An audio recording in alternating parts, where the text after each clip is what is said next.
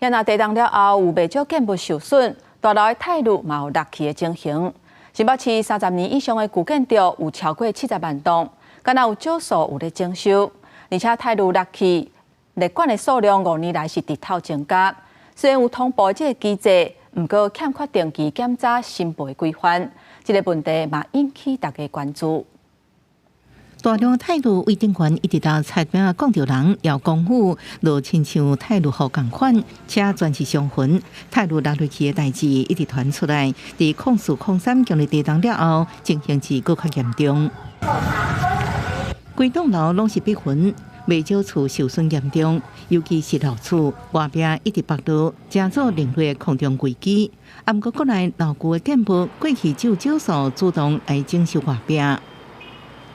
一定会有问题，大家就想说，哎呀，那我们这个要花多少钱啊？要什么？从提出到真正施工，几乎将近了8、9年有。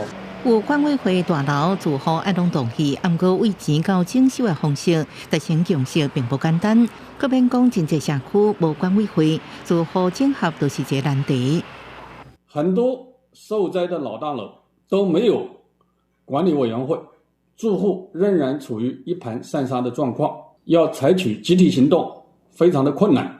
敢若新北市30年以上的建物至少有70万栋，态度落落去的通报为2019年102件，去年暴增到313件。各县市虽然有通报处理机制，不过欠缺定期检测甲申报规范，住户拢要等到出代志才会处理，因为整修卡袂到道上千万，扣除补助，住户也是无法度或者是无意愿负担。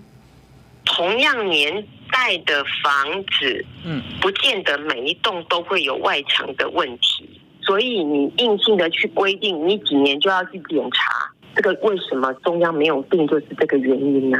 老厝外壁问题有地位提限，将建筑物外壁检查修缮，特别地方政府补助的范围，中央应该制定奖励措施，要立法建议研究主管机关代为执行。记者综合报道。